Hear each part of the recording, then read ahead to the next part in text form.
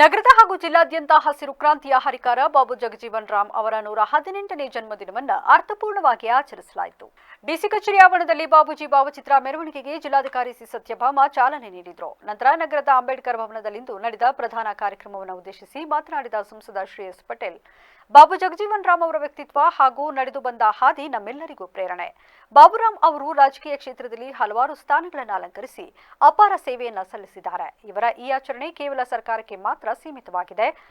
ಸಮಾಜದ ಪ್ರತಿಯೊಬ್ಬ ಪ್ರಜೆಯೂ ಗೌರವಿಸುವಂತಾಗಬೇಕೆಂದು ತಿಳಿಸಿದರು. ಏಪ್ರಿಲ್ 5ನೇ ತಾರೀಕು ನಮ್ಮ ಜಗಜೀವನ್ ರಾಮ್ ಸಾಹೇಬರ ಜನ್ಮ ದಿನಾಚರಣೆಯನ್ನು ನಾವು ಡಾಕ್ಟರ್ ಬಾಬು ಜಗಜೀವನ್ ರಾಮ್ ಸಾಹೇಬರ ಜಯಂತಿಯಾಗಿ ಆಚರಿಸ್ತೀವಿ. ಇದು ನಮಗೆಲ್ಲ ಒಂದು ಐತಿಹಾಸಿಕ ಮತ್ತೆ ಒಂದು ಪವಿತ್ರವಾದ ದಿನ ಅಂತ ಬಣ್ಣಿಸೋಕ್ಕೆ ನಾನು ಹೆಮ್ಮೆಯಿಂದ ಖುಷಿ ಆಗ್ತೀನಿ. ಯಾಕಂತ ಹೇಳಿದ್ರೆ ಅವರ ಸಾಧನೆ, ಅವರ ವ್ಯಕ್ತಿತ್ವ, ಅವ್ರು ಬಂದಂತಹ ಹಾದಿಯನ್ನು ನಮ್ಮ ಭೂತಾಯ ಸಾಹೇಬರು ಅದ್ಭುತವಾಗಿ ನಮಗೆಲ್ಲ ಹೇಳಿದ್ದಾರೆ. ಉಪ ಪ್ರಧಾನಿಗಳಾಗಿ, ಕೇಂದ್ರ ಸರ್ಕಾರದ ರಕ್ಷಣಾ ಖಾತೆ ಸಚಿವರಾಗಿ, ಕೃಷಿ ಖಾತೆ ಸಚಿವರಾಗಿ, ಮತ್ತೆ ಕೃಷಿಯಲ್ಲಿ ಒಂದು ಕ್ರಾಂತಿಕಾರಿಯಾಗಿಂತಹ ಬೆಳವಣಿಗೆ ತಂದಂಥವರು ನಮ್ಮ ಬಾಬು ಜಗಜೀವನ್ ರಾಮ್ ಸಾಹೇಬರು.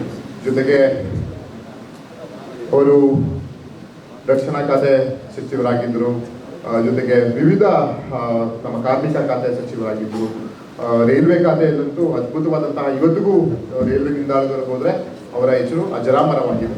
ಅವರು ರೈಲ್ವೆ ಖಾತೆ ನಿಭಾಯಿಸಿ ಅವರಂತಹ ಒಂದು ರೆವಲ್ಯೂಷನ್, ಕ್ರಾಂತಿಕಾರಿ ಬೆಳವಣಿಗೆಗಳನ್ನೆಲ್ಲ.